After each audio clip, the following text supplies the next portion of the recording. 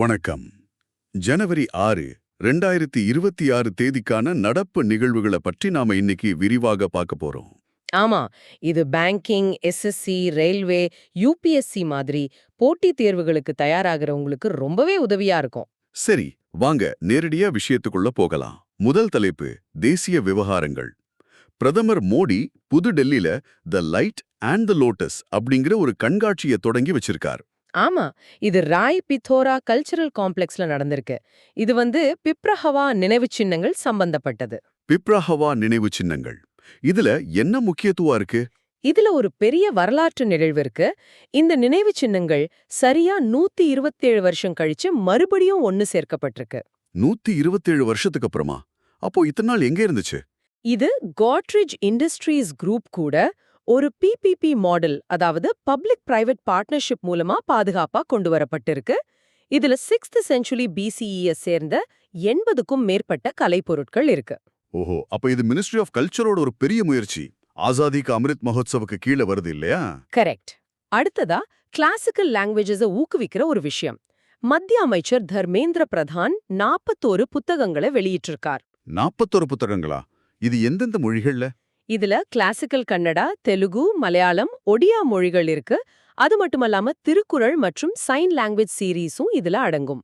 ரொம்ப நல்ல முயற்சி. இந்த முயற்சியை முன்னெடுக்கிற நிறுவனங்கள் எவை? இது Central Institute of Indian Languages, அதாவது CIIL மற்றும் சென்டர்ஸ் ஆஃப் எக்ஸலன்ஸ் மூலமா மேற்கொள்ளப்படுது. தேர்வு நோக்குல இந்த நிறுவனங்களோட பெயர்கள் முக்கியம். 184ல சீரியல்ஸ் மட்டும் 122 வகைகள், cash crops oil seeds 13, pulses 6. அப்போ உணவு தானியங்களுக்கு தான் முதல் முன்னுரிமை. நிச்சயமா.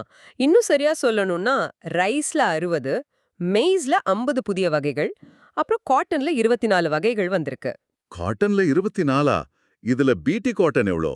அதுல 22 வகைகள் பிடி காட்டன் தான். சுகர் கேன்ல 6 புதிய வகைகள் வந்திருக்கு. இந்த எண்கள் தேர்வுகளுக்கு மிக முக்கியம். விவசாயத்திலிருந்து ஒரு நல்ல செய்தி வந்திருக்கு. அரிசி உற்பத்தியில இந்தியா உலக அளவுல முன்னுக்கு வந்திருக்கு. ஆமா, நாம சீனாவை விட அதிகமா உற்பத்தி செஞ்சிருக்கோம். 2024-25ல இந்தியாவோட அரிசி உற்பத்தி 150.18 MT, அதாவது மெட்ரிக் டன். 150.18 MT. அப்போ சீனா எவ்வளோ? அவங்களுடையது 145.28 MT. சோ இந்த புள்ளி விவரம் பொருளாதாரம் சம்பந்தப்பட்ட கேள்விகள்ல வரலாம். அடுத்து தெலுங்கானால இன்லண்ட் ரெயின்போ ட்ரவுட் ஃபார்ம் அமைக்கப்பட்டிருக்கு. ட்ரவுட் மீன்கள் குளிர் பிரதேசத்துல வளரும் இல்லையா? தெலுங்கானால எப்படி? மறுபடியும் இங்க தொழில்நுட்பம் தான் காரணம். இது ஹைதராபாத்ல அமைஞ்சிருக்கு. என்ன தொழில்நுட்பம் பயன்படுத்துறாங்க? ஸ்மார்ட் கிரீன் ஆக்வாகல்ச்சர் உருவாக்கின RAS தொழில்நுட்பம், அதாவது ரீசர்க்குலேட்டிங் ஆக்வாகல்ச்சர் சிஸ்டம். இது மூலமா வெப்பமான காலநிலையிலையும் குளிர்நீர் மீன்களை வளர்க்க முடியும். இது சயின்ஸ் அண்ட் டெக்னாலஜி பகுதியில் ஒரு முக்கியமான கேள்வியா இருக்கலாம். ஆமா. அடுத்து வனவிலங்குகள் பத்தின செய்தி.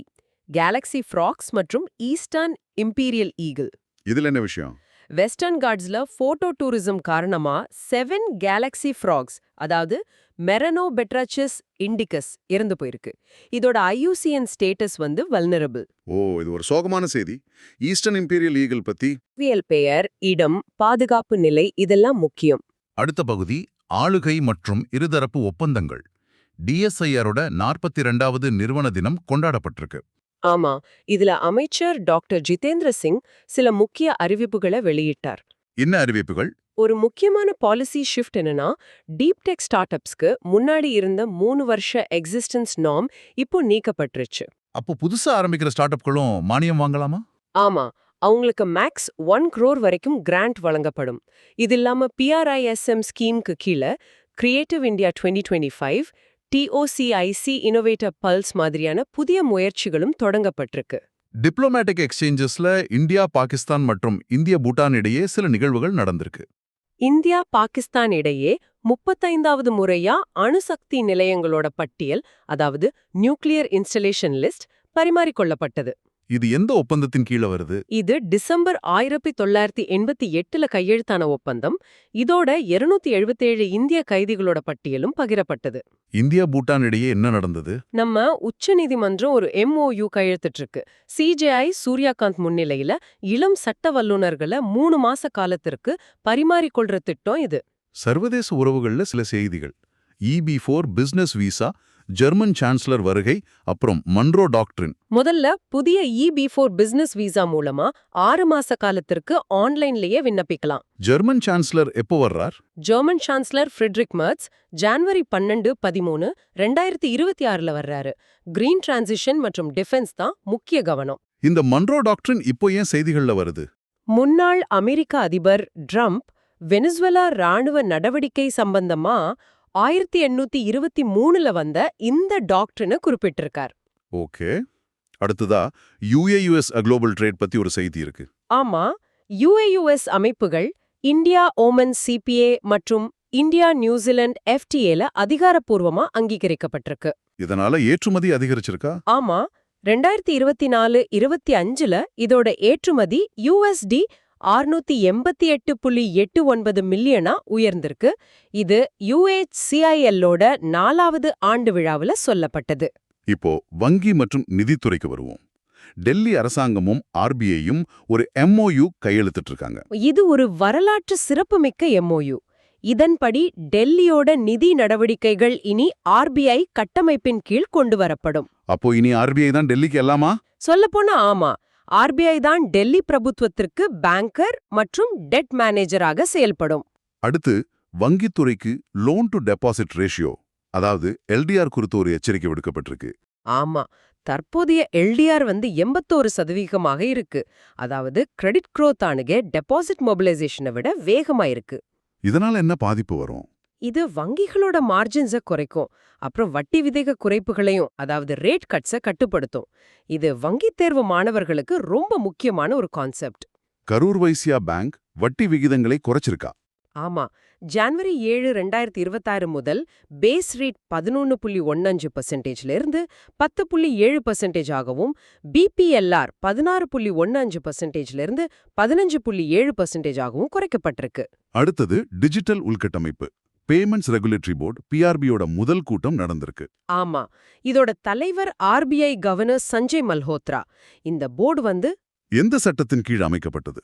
Payment and settlement systems act 2007 கீழ் அமைக்கப்பட்டது. இந்த ஆக்டோட பேரு ரொம்ப முக்கியம். முதல் கூட்டத்துல டிராஃப்ட் பேமெண்ட்ஸ் விஷன் 2028 பத்தி விவாதிச்சாங்க. தமிழ்நாடு மெர்கன்டைல் பேங்க், அதாவது TMB, டெக்ஸினி கூட ஒரு பார்ட்னர்ஷிப் போட்டிருக்காங்க. ஆமா, TMB இப்போ டெக்ஃபீனி உதவியோட UPI நெட்வொர்க்ல இணையுது. இதுல முக்கிய அம்சம் லோன் ரீபேமெண்ட்ஸ்க்கு UPI ஆட்டோபே வசதி. இதோட டிரான்சாக்ஷன் திறன் வினாடிக்கு 10,000 டிரான்சாக்ஷன்ஸ், அதாவது 10,000 TPS. சரி. இப்போ மாநில செய்திகள், குறிப்பா வடகிழக்கு மாநிலங்கள். முதல்ல சிக்கிமோட 24வது தலைமை நீதிபதியா முகமது முஸ்தாக் பதவியேற்றிருக்கார். பதவி பிரமாணம் செஞ்சு வச்சது யார்? ஆளுநர் ஓம் பிரகாஷ் மாத்தூர். இதற்கான அரசியலமைப்பு விதி ஆர்டிகிள் 217(1). அடுத்து மணிப்பூர்.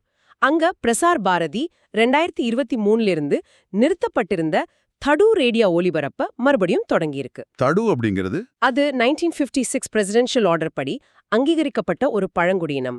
அடுத்து அசாம். அங்க சன்ஸ்கார் ஷாலான்னு ஒரு திட்டம் 4 to 14 வயது குழந்தைங்களுக்கான வேல்யூஸ் பேஸ்ட் லேர்னிங்க கொடுக்குது. இன்னொரு திட்டம் கூட இருக்குன்னு நினைக்கிறேன். ஆனா உதாசின் பகத் ஸ்கீம், இதுக்கு கீழே திருமணமாகாத வைஷ்ணவ துறவிகளுக்கு மாசம் 1,500 ரூபாய் வழங்கப்படுது. இப்போ தமிழ்நாடு அரசு அஷோர்ட் பென்ஷன் ஸ்கீம், அதாவது டாப்ஸ்னு ஒரு புதிய திட்டத்தை அறிமுகப்படுத்தி இருக்கு. ஆமா, இது பழைய ஓய்வூதிய திட்டத்தோட பலன்களை கான்ட்ரிபியூட்டரி ஸ்ட்ரக்சருடன் இணைச்சு வழங்குது. இதோட கணக்கீடு எப்படி?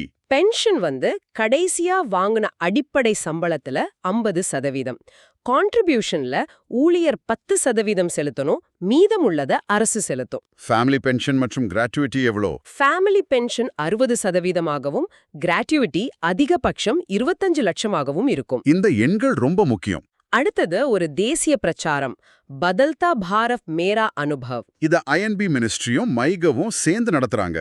விக்சிட் பாரத் at 2047 மையமா வச்சு மக்கள் அவங்க கதைகளை ரீல்ஸ் அல்லது பிளாக்ஸ் மூலமா பகிரலாம். அறிவியல் மற்றும் தொழில்நுட்பத்துக்கு வருவோம். 3D printed automatic weather station AWS உருவாக்கப்பட்டிருக்கு. இது IITM புனே, அதாவது மினிஸ்ட்ரி ஆஃப் எர்த் சயின்சஸ்க்கு கீழே வர்ற நிறுவனம், முழுக்க உள்நாட்டிலேயே 3D பிரிண்டிங் தொழில்நுட்பத்துல தயாரிச்சிருக்கு. முதல் நிலையம் எங்கே நிறுவப்படும்?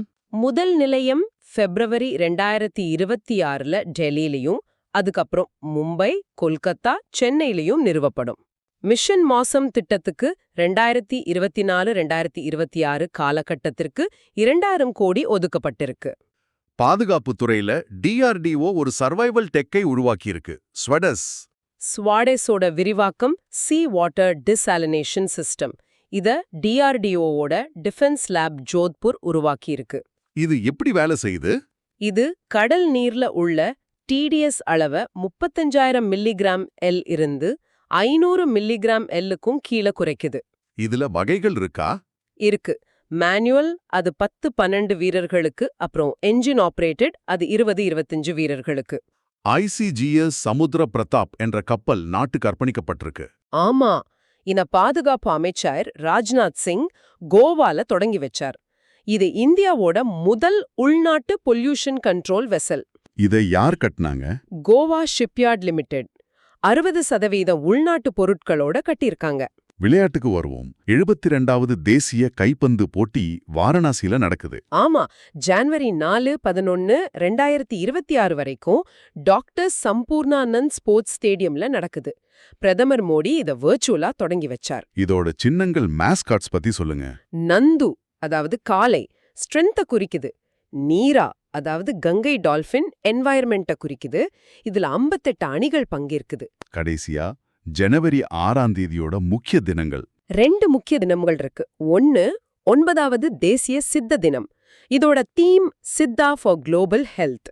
இது சித்த மருத்துவத்தோட அந்தை அகத்தியர் முனிவரோட பிறந்த நாள். இன்னொன்னு மற்றொன்று World Day of War Orphans. இது 1994ல பிரெஞ்சு NGOவான SOS ஆர்ஃபான்ஸ் ஆன் டெட்ரேஸ் மூலமா தொடங்கப்பட்டது. போரினால பெற்றோரை இழந்த குழந்தைகளோட நிலை பத்தி விழிப்புணர்வு ஏற்படுத்துறது தான் நோக்கம். சரி, நாம பார்த்த எல்லாத்தையும் வச்சு ஒரு சின்ன திருப்புதல் வினாடி வேணா பார்க்கலாமா? கண்டிப்பா. முதல் கேள்வி, DRDO உருவாக்கிய ஸ்வாதேஷ் சிஸ்டம் TDSஐ 35,000 MDL இருந்து எந்த அளவிற்கு கீழே குறைக்கிறது? சரியான பதில் 500 MGLக்கும் கீழ், அதாவது 500 MGTL. அருமை. இரண்டாவது கேள்வி, சிக்கிம் உயர்நீதிமன்றத்தின் தலைமை நீதிபதியாக ஜஸ்டிஸ் முகமது முஸ்தாக் நியமிக்கப்பட்டதற்கு எந்த அரசியலமைப்பு விதி பயன்படுத்தப்பட்டது? பதில் ஆர்டிகிள் 217(1). கரெக்ட். மூன்றாவது கேள்வி, தமிழ்நாடு அஷர்டு பென்ஷன் ஸ்கீம் அதாவது டாப்ஸ் திட்டத்தின் கீழ் ஊழியரின் பங்களிப்பு சதவீதம் எவ்வளவு? அது 10%. சரி. நான்காவது கேள்வி, 2024-25 பயிராண்டில் இந்தியாவின் அரிசி உற்பத்தி MTL எவ்வளவு? பதில் 150.18 MT. சூப்பர். கடைசி கேள்வி, பேமெண்ட்ஸ் ரெகுலேட்டரி போர்டு PRB எந்த குறிப்பிட்ட சட்டத்தின் கீழ் அமைக்கப்பட்டுள்ளது? இது payment and settlement systems act 2007 இன் கீழ் அமைக்கப்பட்டது. இன்றைய கலந்துரையாடல் உங்களுக்கு மிகவும் பயனுள்ளதாக இருந்திருக்கும் நம்புறோம். தேர்வு நோக்கில எல்லா முக்கிய தகவல்களையும் பார்த்தோம். ஆமா, மேலதிக தகவல்களுக்கும் தேர்வு தயாரிப்புகளுக்கும் எங்களுடைய டெலிகிராம் சேனலை ஃபாலோ பண்ணுங்க. அதற்கான லிங்க் கீழே டிஸ்கிரிப்ஷன்ல கொடுக்கப்பட்டிருக்கு. இறுதியாக உங்களுக்காக ஒரு சிந்தனை. ஸ்வாதேஷ் மற்றும் 3D பிரிண்டட் வெதர் ஸ்டேஷன்ஸ் போன்ற உள்நாட்டு தொழில்நுட்பங்களின் விரைவான வளர்ச்சியை கருத்தில் கொண்டு இந்தியா தன்னிறைவை அடைவதற்கு அடுத்ததாக எந்த ஆராய்ச்சி மற்றும் மேம்பாட்டுத் துறையில் கவனம் செலுத்த வேண்டும் என்று நீங்கள் நினைக்கிறீர்கள்? சிந்தித்து பாருங்கள். நன்றி.